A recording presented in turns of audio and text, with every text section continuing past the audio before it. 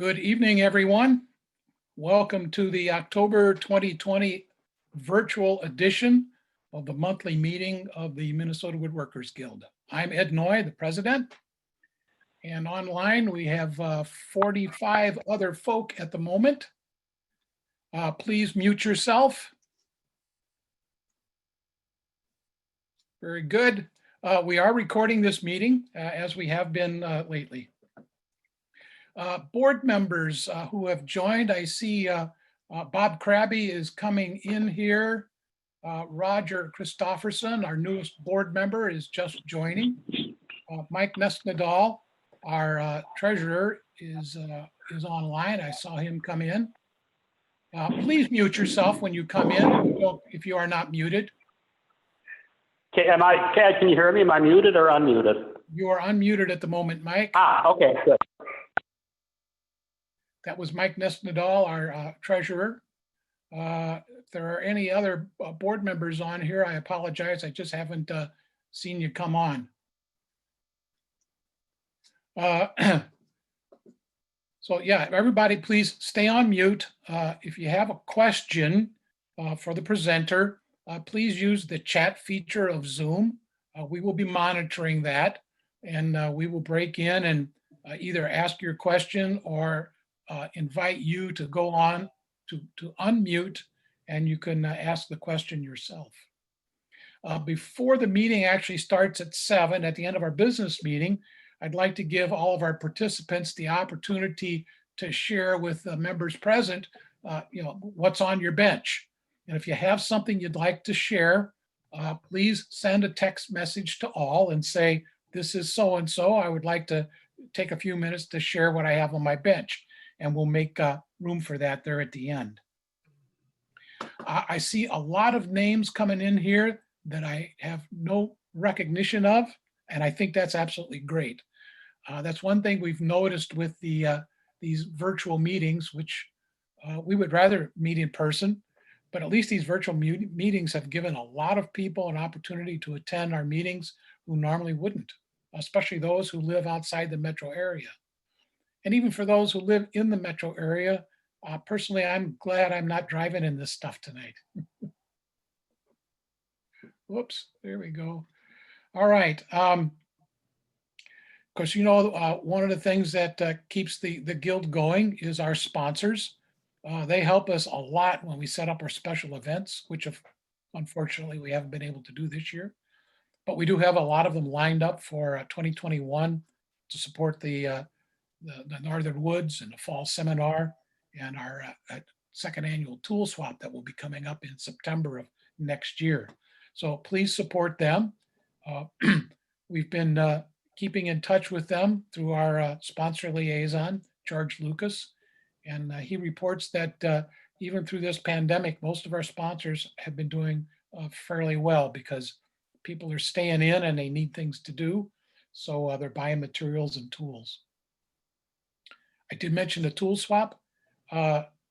We are scheduled for September 18th, 2021 at the Bloomington Armory.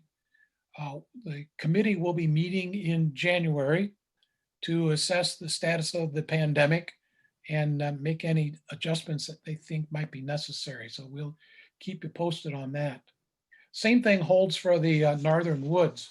The committee has set aside any activity until January, and we will take a look at what the social conditions look like then and make a call. Too early to talk about the fall seminar, although we already have secured the presenter that we plan to have for this year, but we haven't picked a date. We're going to, again, wait till later in 2021 to make that call. A couple of general announcements for you here. One is I mentioned that we are recording the meeting. We've recorded most of our virtual meetings. We've had some technical difficulties on one or two, but all those meetings have been edited only marginally, and we've put them out on the Guild's YouTube channel. And if you're interested in visiting those, you can go to the Guild's website, mnwg.org, and go to the meetings page. And right at the top of the meetings page are links to all the YouTube videos for this calendar year anyway, that are out there. The one other announcement I'd like to make is I need to ask once again for people to find some time to very seriously support our organization in the role of a member of our board of directors. We only have 8 members on the board right now. Under current conditions, that's adequate. Because of the pandemic, we don't have a lot of activity going on. But when this pandemic finally lets up, it's going to be very difficult for 8 directors to deliver all the programs we're committed to in 2021. So I really would appreciate if some of you could find the time. 2 hours a month is what our board meetings are. And then any other activity that an individual board member might be getting into would take some more time. But I would really appreciate if you would contact me. All my contact information is on the contact page of the website, and please volunteer your time. We especially need some assistance on the program committee. These monthly meetings, as well organized and simple as they seem, require countless hours of preparation and arrangements. And the committee has been working hard, and they're really thin. And we've lost a couple of members in the last couple of months. We really could use some help on the program committee. So there again, please, if you're interested, if you've got some ideas of programs you'd really like to see presented and are willing to put in the work to make them happen, we can use you. Thank you very much. Okay, door prizes. I guess, I don't know if door prizes is an adequate term. Nobody has to come through the door to come into the meeting anymore. But once a month, we do draw 10 names at random from those who have joined the meeting. And Eric Hanson has taken on the responsibility of procuring gift cards from either Rockler or Woodcraft and mailing them to our recipients. This month, or last month's recipients who will get their door prizes this month, Eric has committed to mail them out by the end of the week. Excuse me.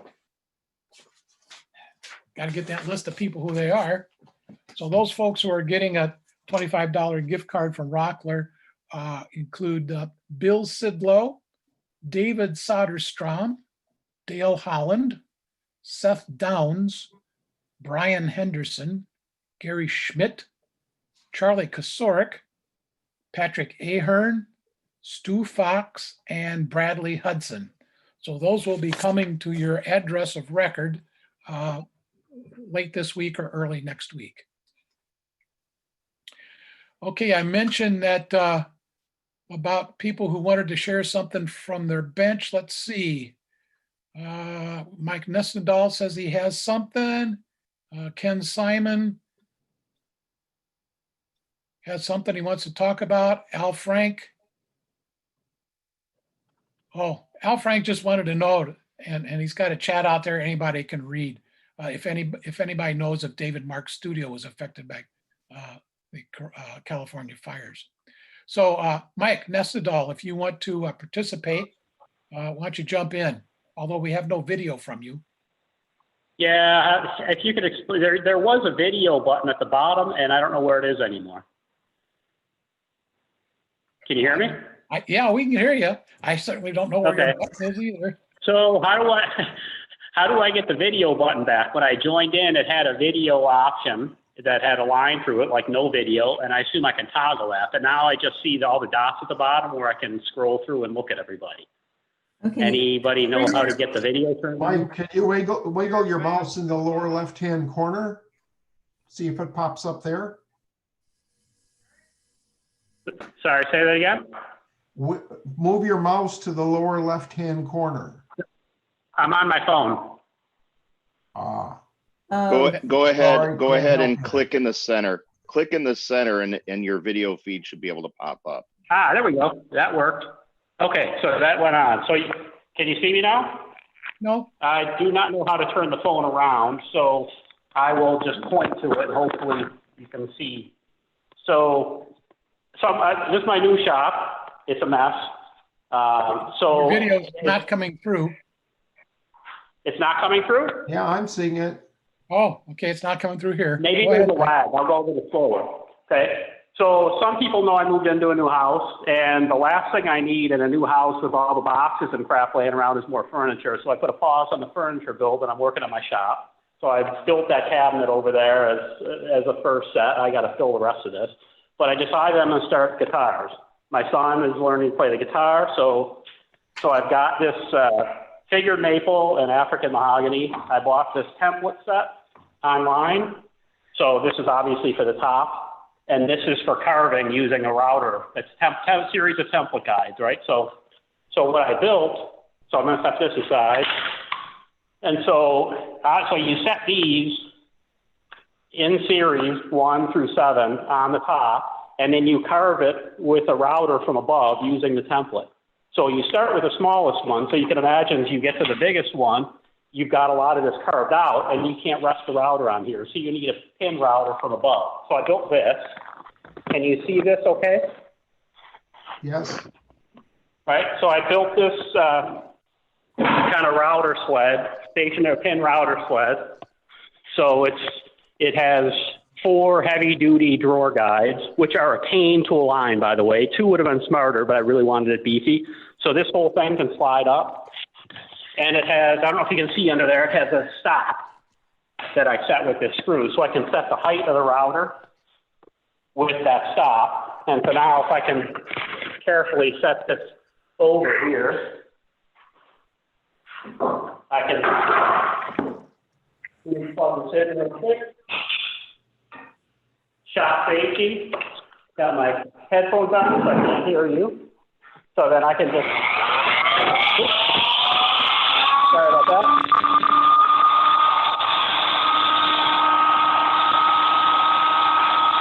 Hopefully you can still see. So I can just turn that under there. If I had this on top, it would guide, obviously. So it would obviously run against this and carve out the top.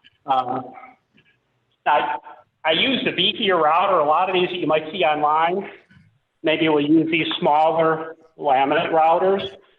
But as you get down to the bottom, that bit is really going to be extended and it's going to torque on it. So I at least wanted this medium-sized router.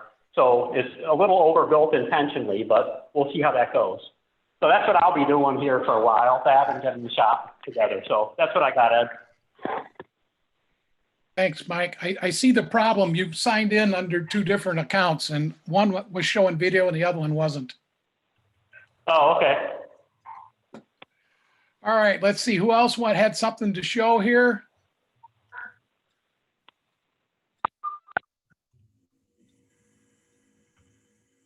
Anybody else? Brad Hanson.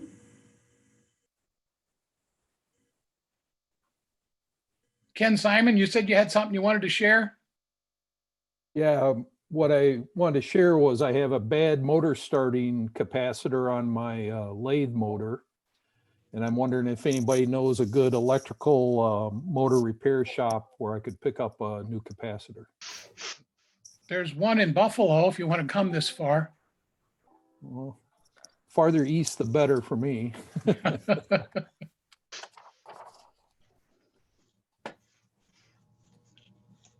Anybody else got any ideas about a motor repair shop?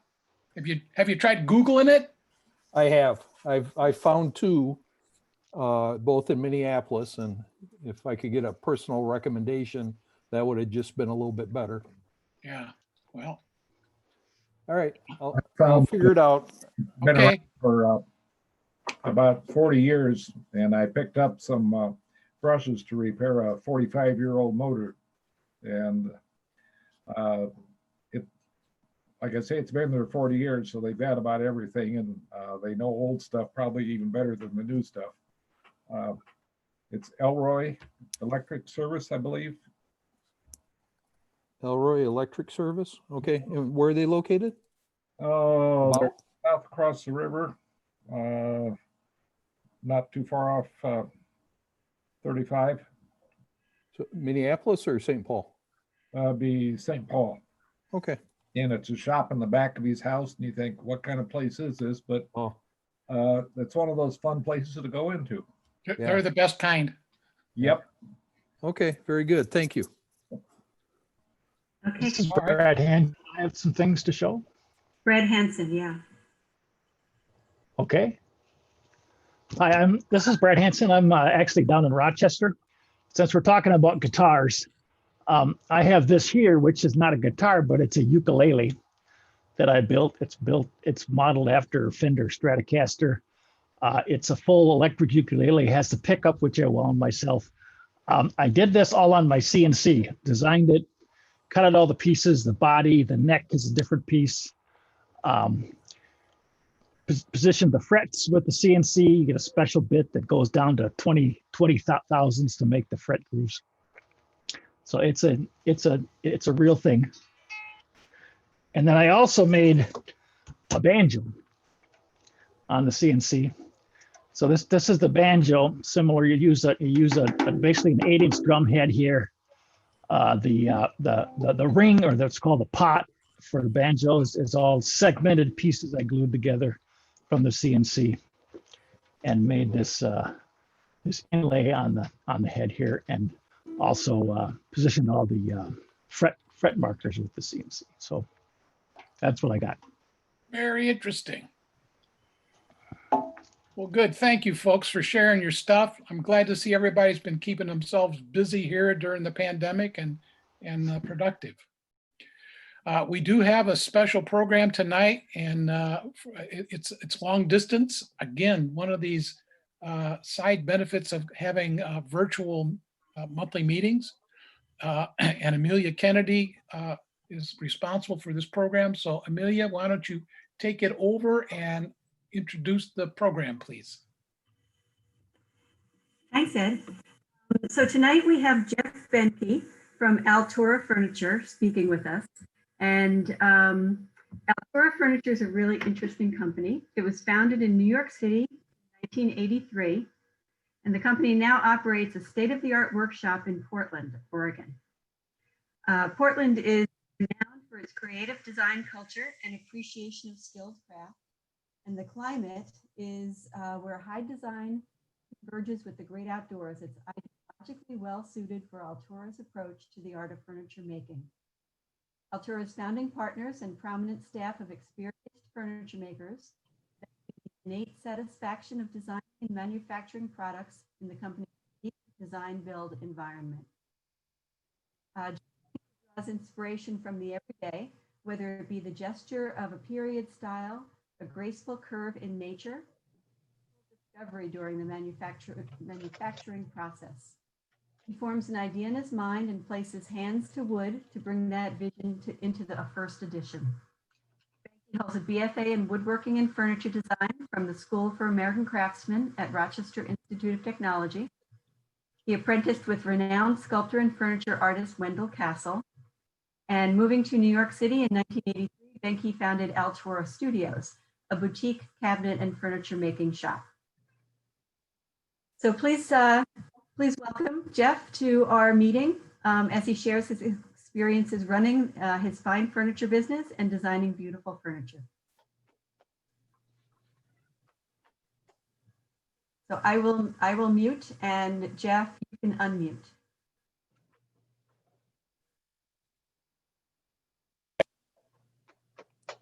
Can everyone hear me? Hopefully. Yep. Amelia? Yes. Okay. So thank you for having me in your meeting tonight. I am honored to still be friends with Amelia from when we went to college together at RIT. And I'm going to go quickly through my short story here, how I got to where I am. In high school, I basically was fortunate to have a great industrial arts teacher who wanted to have the students design furniture, not just do a copy of something and the whole class does the same piece. So in the beginning, it was before internet, so I had my Creating Modded Furniture book that kind of inspired me. I love these crazy wood shapes and forms. And I actually still have a high school piece that I just pulled off the shelf here. So here is my high school version of, you know, what I was inspired by in this book. And believe it or not, this is ash with an oil finish from, geez. Can you long time ago. bring the camera a little bit lower? I'm gonna flip here. Oh, that's great.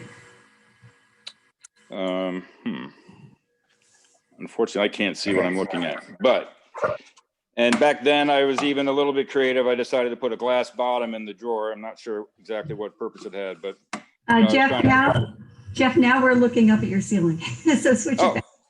Wait a minute. Thanks. Oh, okay. Yeah, okay. That's it. So, you know, and I have these like fake wedge tenons, and, you know, I didn't know how to shape this part in yet. And even my college chair, the first chair I ever made, I still was kind of sorting out details. I still cut into my dovetails on this arm, and, you know, I didn't really know exactly how to shape things, but I still love the creativity. You know, I had these two pads for the back, and you know, had fun with the upholstery. I did the upholstery myself, simple non-sew upholstery job. So after RIT, I worked for Wendell Castle for a year, which was a really great experience. But I guess I always, you know, I looked at Wendell Castle, and he'd been doing it for several years, and I was like, how can I, you know, be that Wendell Castle? And I wasn't sure I was going to do it by doing fine art furniture. So I got a second job at a custom millwork shop, and that was really where I saw things happen more quickly and efficiently, and like I could see myself maybe having my own business someday. And eventually I moved to New York and started Altura. And at that time, I lived and worked out of a 5,000 square foot shop space with another woodworker. So we kind of we both launched our companies by, you know, skimping on rent, by, you know, living in our shops basically. And my bathroom was like in the shop. I had to go outside my bedroom to go to the bathroom and take a shower and stuff. And you know, it was definitely pioneering in New York at the time. But I guess the one thing about New York is, even though you're doing, you know, custom, you know, cabinetry or furniture, there's such a high level of design there that, you know, it was super interesting projects that we got involved in, materials, and I learned a lot about installation work. That was all kind of new, and I learned the hard way. Basically, I went to the school of New York Hard Knocks, and I'll show you some of the my portfolio from back then. You know, a lot of architectural. These are kind of the later things that we did, more involved installation work. You know, custom veneering, kitchens. I had no idea, you know, how to, you know, lay out a kitchen when I first started, but like I said, you just learn over time. This was a big pearwood job that we did back when pearwood was sort of popular. And after we did the whole apartment, we did the furniture, some chairs, dining table. You know, I mean, this is like super nice custom work. And like this table has a Morse code inlay that was like the client's name or something. There's the custom chair. But all these projects are basically, you know, bid projects, you know, expensive materials, one-off pieces that you're not really sure how it's going to go. This is something I collaborated with Wendell on, actually. We did the casework, and Wendell did the carved lacewood doors. That was for his gallery owner in New York at the time, Sandy Milliken. Big conference table, glass top table with a map of Manhattan, sandblasted streets into the bottom. They couldn't afford a steel base, so we made it out of maple and MDF and painted it. Looked like steel. anyway, those are all projects that sort of were fun, but I guess as my company grew, we started doing larger and larger installation work, pieces and projects, and you get involved with architects, designers, clients, contractors. A lot of things can go wrong, and you're always bidding. And a lot of times you get the job because you're the low bid, and then you have to sort of dig through it. So when in 1989, the Javits Center in New York launched their first furniture fair, which I think had about 100 exhibitors. And I went to the fair and saw this perfect place to sort of launch a furniture line, which every woodworker basically wants to do. And so the following year, we signed up for a 200 square foot booth space. And the following year, we launched our first collection. And back then, we were still doing our custom work, but then we had our furniture line. And, we were trying to grow that, but it took, we did that furniture fair for 10 years before I felt confident enough to drop doing custom woodworking. But the benefit of having the custom woodworking was, one, just the knowledge of, how to build things. And also we had all the machinery to do all of our prototypes. And so we basically had the shop to build the furniture, where I see a lot of people now want to start a furniture line, but they may not even have a shop. So they have to have a woodworker build it for them. And then there's layers of markups, and or you have to have a huge capital investment to get your shop going. Then you have to do your design work and prototypes and a website and all these things. So we were lucky to build it slowly. And, I never took a huge monetary risk, but mostly just, elbow grease and getting, just putting a lot of hours in the beginning. So our first collection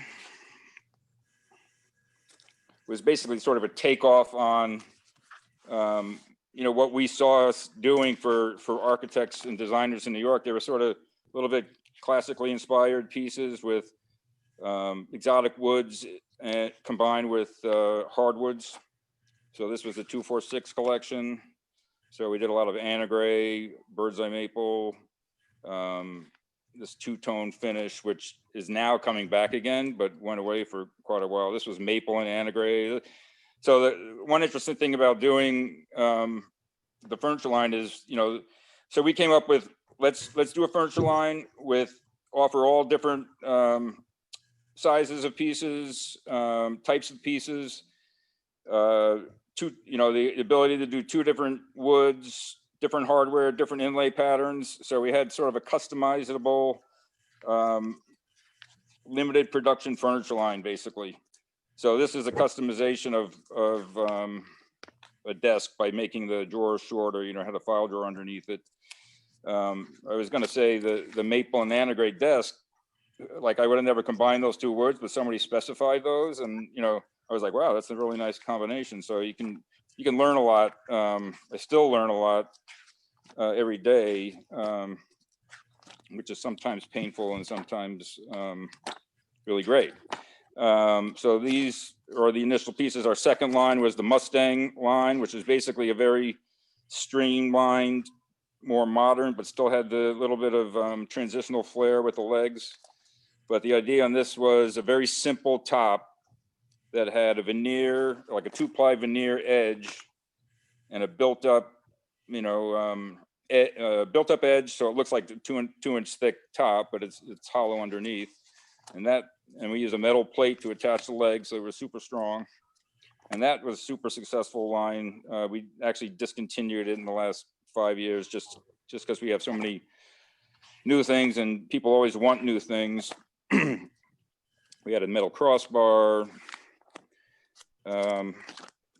So since then, we have a lot more designs. Now designing is kind of a tricky place. It was probably my biggest frustration at RIT was like coming up with a design. It would take me like 5 weeks to do the design and then 5 weeks left to make the project. So like now we work a lot with models. Like we might get an initial idea and then go to a model, and you can see some of the various models that we've done.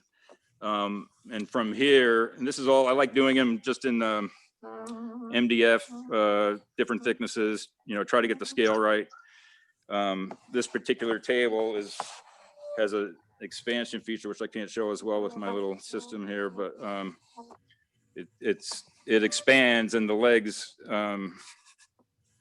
you know, the base changes as it expands. We never put this one to market, but we spent a lot of time on this design.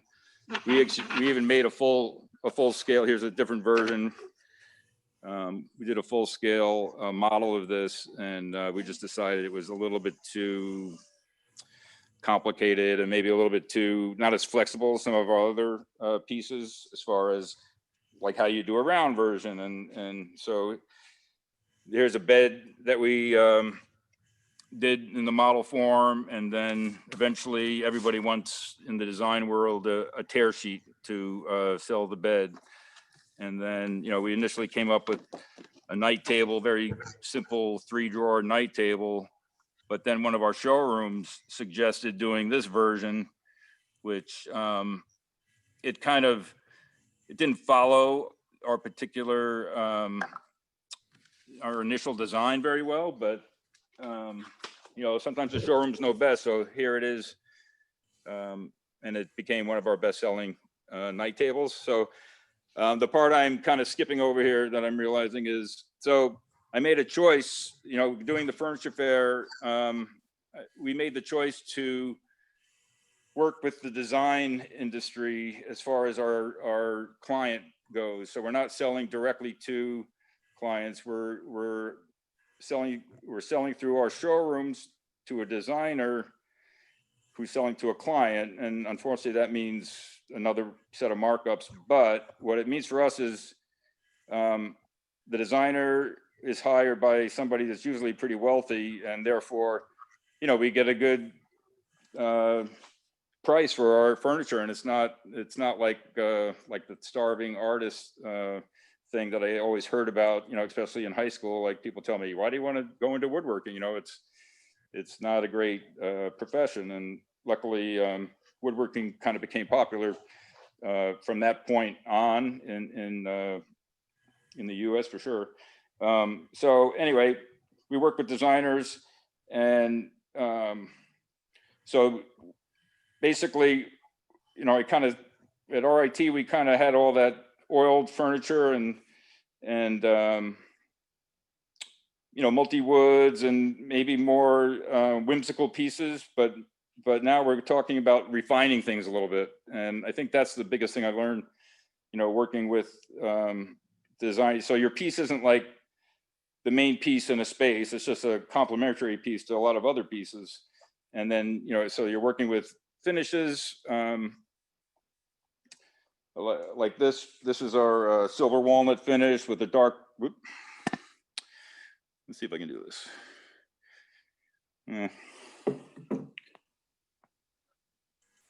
So this is a silver walnut finish, we call it. It has some cerusing, some pigment in the grain, and this is dark bronze inlay. And this is a little sample board of like our fretwork cabinet here, which, you know, naming furniture is even kind of a fun thing. So I named this fretwork basically because it's like a guitar fret, but in hindsight, you know, some people use it. So some of our showrooms nicknamed it just the fret, and that didn't sound like a great name. So like naming furniture, you want to be a little more like, next time I named something, I went with Verona, you know, something a little sexier. You know, you just learn all this kind of little tips along the way, marketing tips. So basically, Jeff, yeah. can I ask a question? There are 2 questions that came along. One, Okay. What scale do you make your models at? These, I like working with 1.5 inch scale, ideally. It's a nice size, and if I'm not correct, an 1/8 of an inch. If I'm correct, an 1/8 of an inch equals an inch. So it's a nice, you know, an 1/8 inch piece of MDF is 1 inch thick. So it multiplies very easily, and it's a scale that's big enough to kind of get to some detail work. A lot of times I'll draw something out on just 1.5 inch scale, and actually glue the paper to the wood. And if I'm cutting out a circle or something like that, and then just bandsaw and sand it to dimension.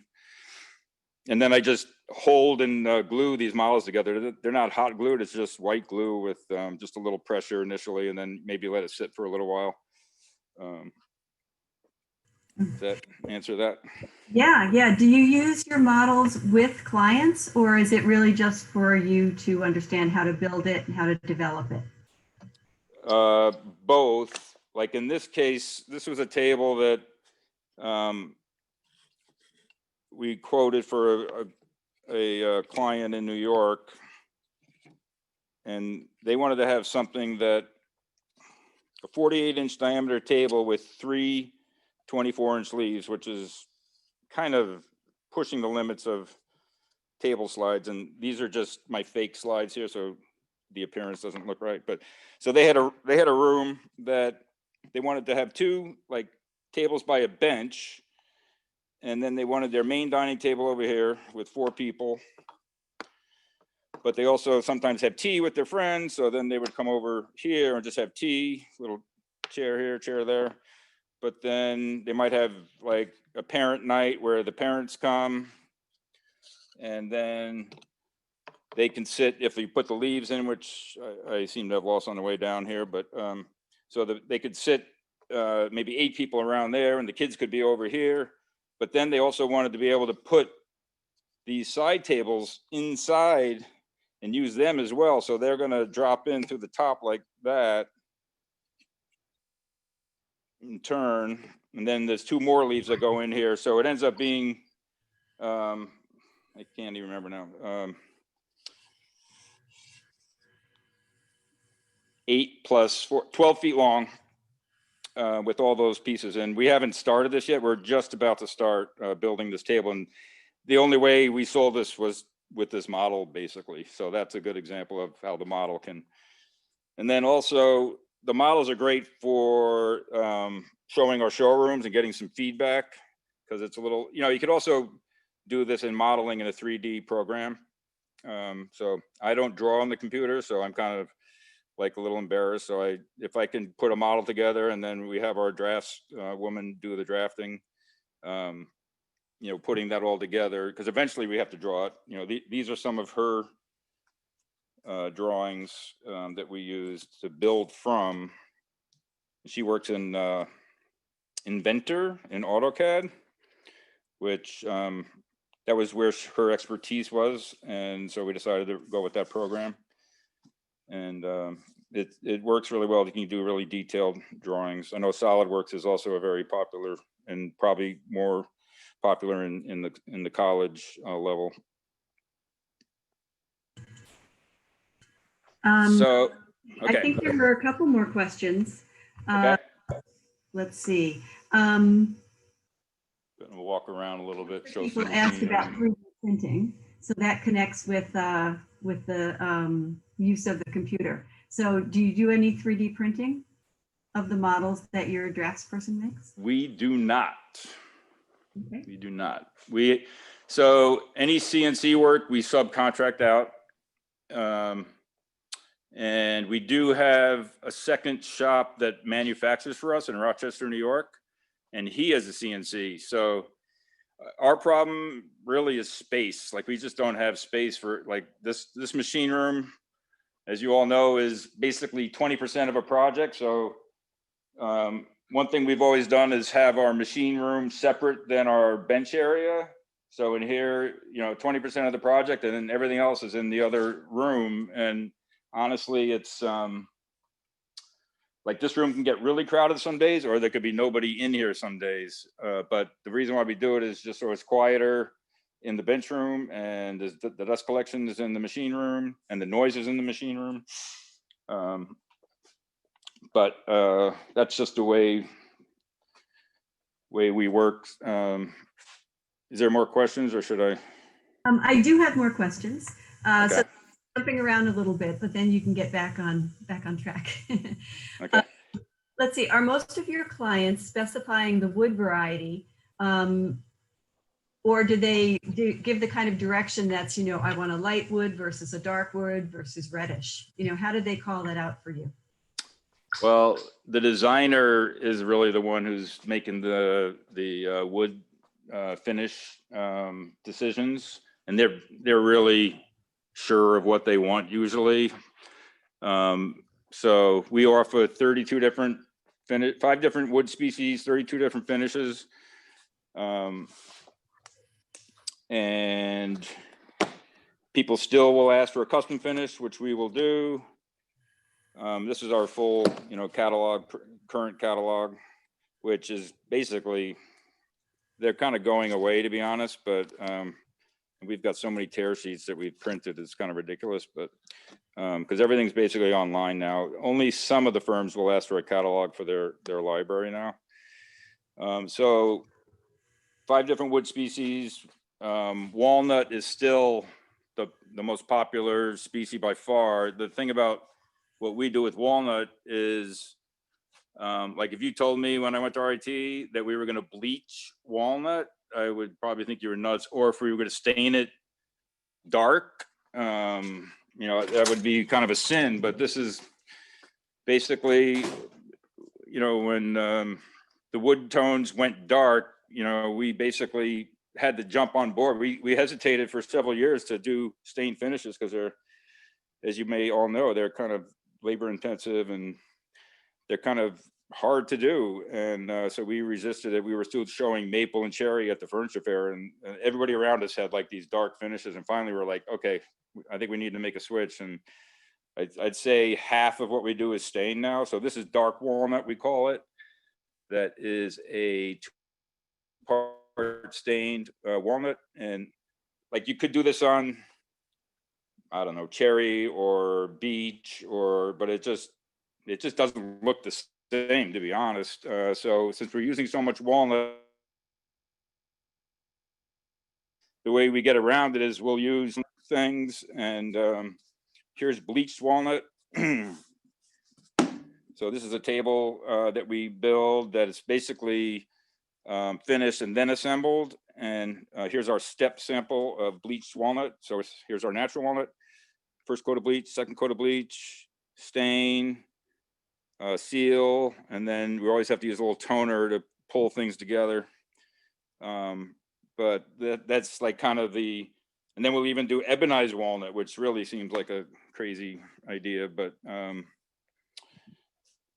again, we're using up whatever walnut we couldn't use for a natural walnut piece by doing all those different finishes, and it just makes great wood. We're going to use it up at one point. So this is our standard, lumber that we would purchase, which luckily a lot of the mills here, I don't know if they do it in Minnesota, they do a hit and miss milling, so you can kind of see the color of the wood already. And then we kind of whittle things down. This is like our small pieces that we'll use for chair parts.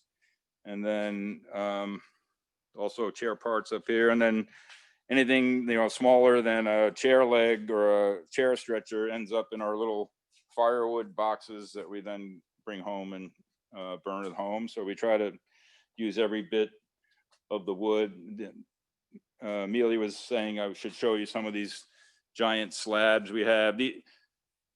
This has become a big part of our business for large dining tables. These are 10-foot long Eastern walnut, but air dried Eastern walnut. So they still have a little bit of a red tonality, and they're not steamed like the normal walnut that you would purchase. So this table, you can see there's been a trend now to cut off the live edge on these tables, unfortunately, but I guess people think they're a little bit more timeless with the edge cut off. So we used to do mostly veneer tops, and now we're doing a lot more solid wood tops because we introduced that one particular furniture line. Questions? Yeah, I have a couple more. How many people do you have working in your shop? So we have about 15 here, and then 3 in our other shops. So we have 5 in the office, 10 in the bench area, and then we have a second shop only because we need space that has a full, larger finishing room, and there are three people over there. And then we have our upholsterer over there also. Okay. So it's a good size. Yeah, it is. Let's see, back to the finishes. I'd love I for don't really want it any bigger. What's that? You're cutting out. Oh, okay. I'll try to, yeah, it was cutting out a little bit for you too. Is this better? Yeah. Okay. So back to the finishes, we have a couple questions about those. One of them is actually from me. I wanted you to talk a little bit about was it cerise finish?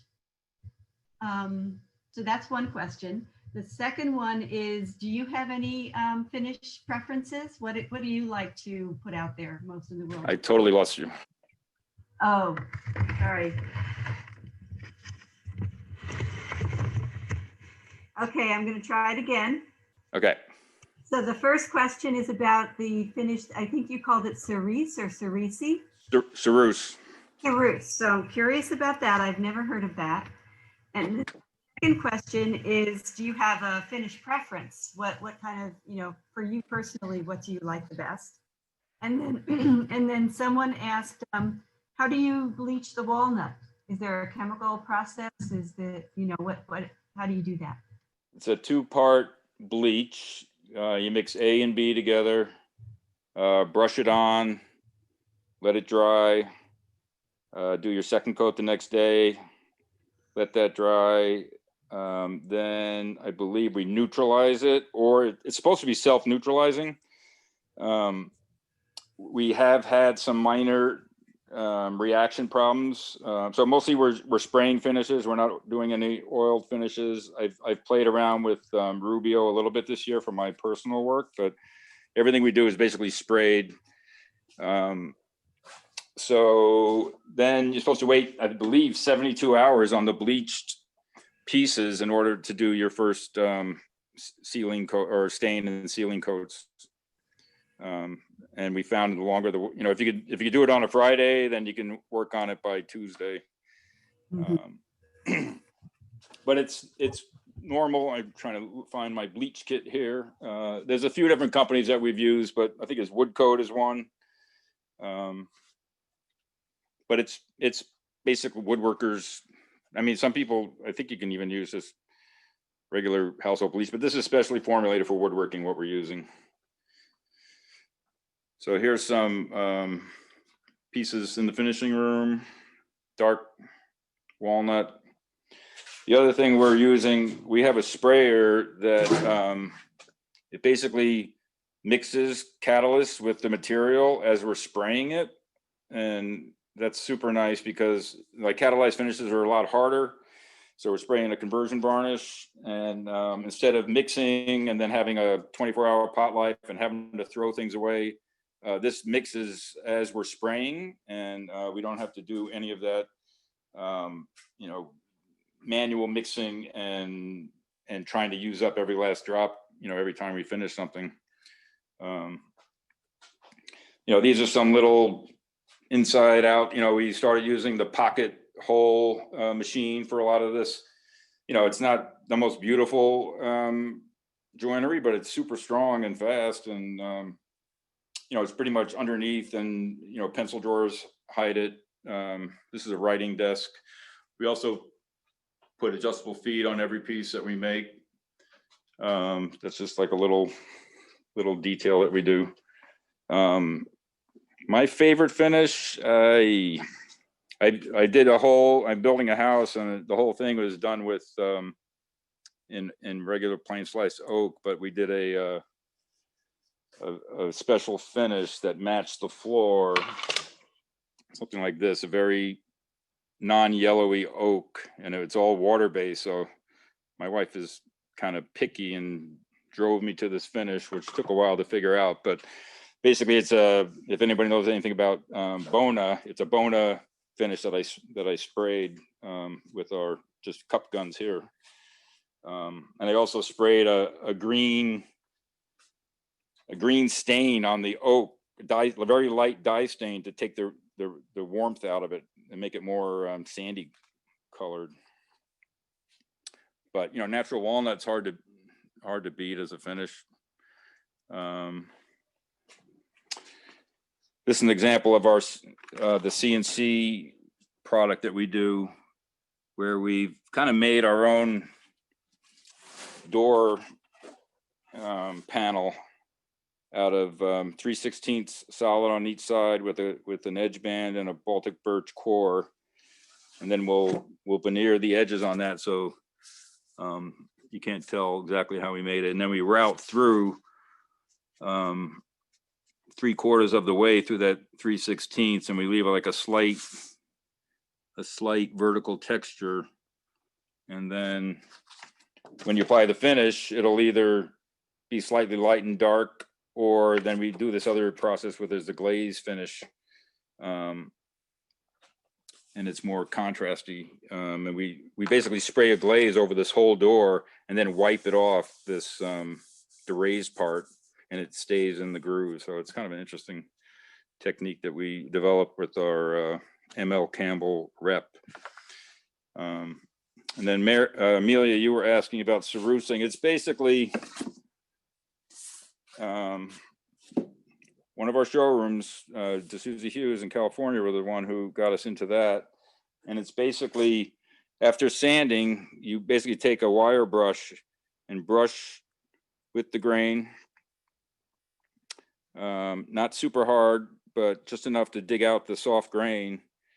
So that's what will be happening here. In this case, we're then we dye stained, then spray and wipe stain, seal with 2 coats, and then we basically, don't tell anybody, I'm telling you all my secrets. We're basically wiping in. We used to use wood filler, but wood filler became very hard to find, and the color selection is very minimal, unless you're going to mix your own. So now we just use basically latex paint, and which you have a million colors to use that you can pick from. And so this is on dark walnut, and this is on just natural walnut. So you wipe it in, and then wipe it out, and then let it dry, and then you have to scuff it just to get the haze off the surface, because the latex paint leaves a little bit of milkiness. So then you scuff that and do one final coat, and we've never had any reactions ever, which is kind of surprising. But we've done this finish a couple hours after the application of the latex paint. It works super well. And I just worked on this matching a sample for somebody. So this is the sample they sent us, and it basically looks like it's pretty close to this, only the ceruse color is a little bit darker. Anyway, it took three tries to get it right. And the first thing I do sometimes is just scratch off the edge of the sample just to see what is the wood under there, because I couldn't really tell if it was walnut or mahogany. I think it ended up being mahogany. So then we at least start with the same wood that they started with, because just the grain itself can make a finish look different than if it's a different wood. Then we had to get the black color, the dark color to match, and then he was really picky on the ceruse. He described it as espresso, and I think I ended up with a Sherwin-Williams. Bought a couple of cans, looking at their different, if this is called tea something, or so finally we got it finished. So as soon as we got it, we got the finish match, then his cabinet maker is calling me asking, how did you get that finished? So then I had to tell him how we got there. And more questions? Jeff, I have another question. Do you develop the finishes, or do you have people on your staff who are kind of finish specialists? All of these different the work. I mean, the showrooms will tell us, we need this or that, and then we'll try to go with that, or we'll look at trends, what people are doing, but we basically, Roland and I usually work it out, and then we might consult our ML Campbell rep, and they're our primary source right now for our finishing. That's why, and he's real there. I mean, he's super good. He'll come over here and work with us, and yeah. But we're basically spraying a self-sealing material, so it's all one material, so that's nice. And it's just a staining, you know, and we spray a water-based stain a lot, and then we do a wipe. So the water-based stain is nice because it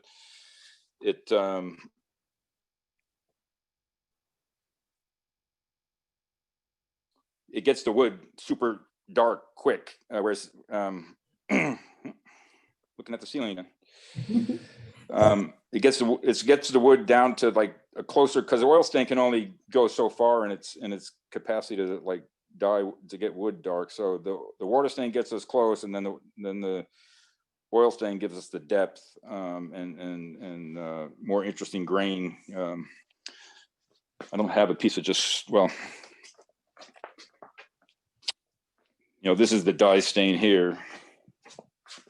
So you go from there to there, and then, I mean, I guess it's still doing quite a bit of darkening, but, and also the water stain opens up the pores a little bit, so the wipe stain sticks nice. This is a newer finish that we call bronze walnut. So it's just a little bit kind of a bronzy gray, and then we're doing more and more of our inlay work. And this is a nice project that we've been working on for about 3 months for the Phoenix Suns Arena, the Talking Stick Arena in Phoenix. And it's with HOK, which is a pretty nice architecture firm. And, we'll get one of these projects once a year, maybe, because, usually we're out of budget for most of this type of work. But this one came in, and we'll work out the pricing with our showroom for like a lower commission for them because they want the job, and then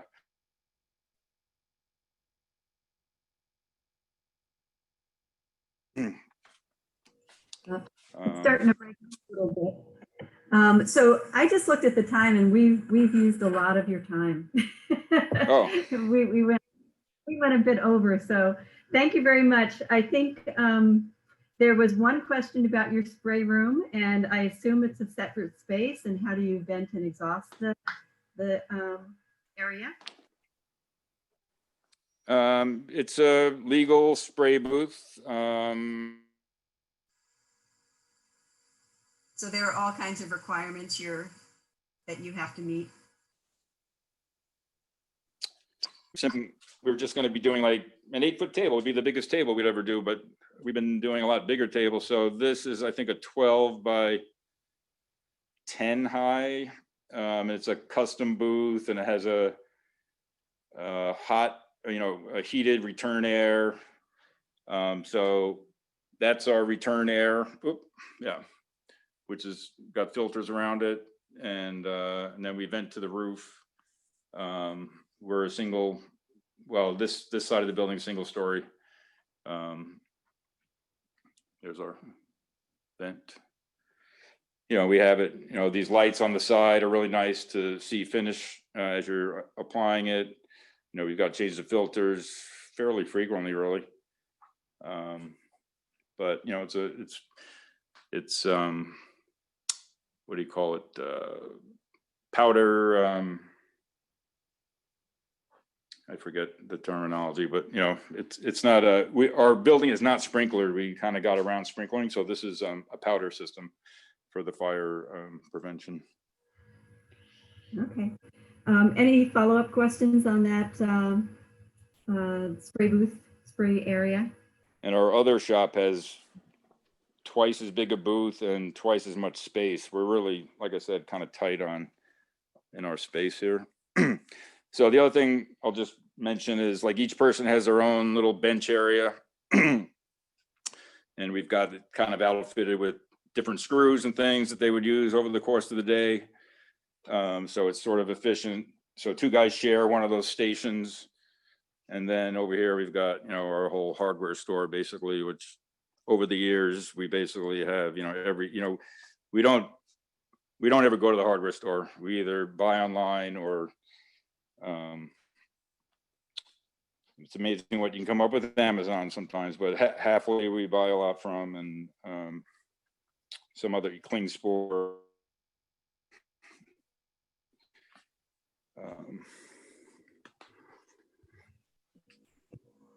Well, thank you, Jeff. There's a solid wood door construction that we've done on that.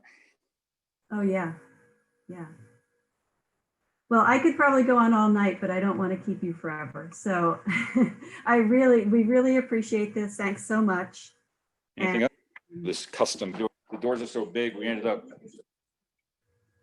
got battens on the back to keep the doors flat.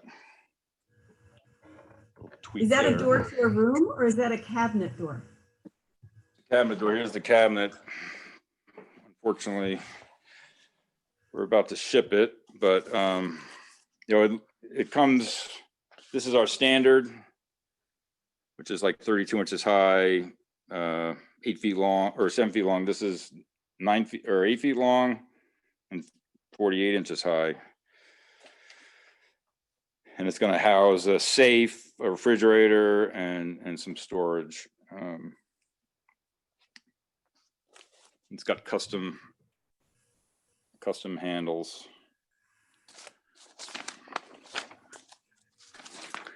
Going to San Francisco, supposedly it has to be carried upstairs, which I just weighed it yesterday. It weighs 285 pounds with no doors or shelves. So I'm not sure how that's gonna fly yet. Oh my goodness. Thanks so much, Jeff.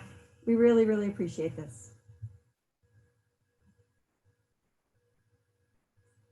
I think we just lost Jeff's signal. Thank you for having me. Yes, thanks so much. Thank you very much, You're Jeff, welcome. on behalf of the Woodworkers Guild. Really nice shop, some great furniture, interesting finishes.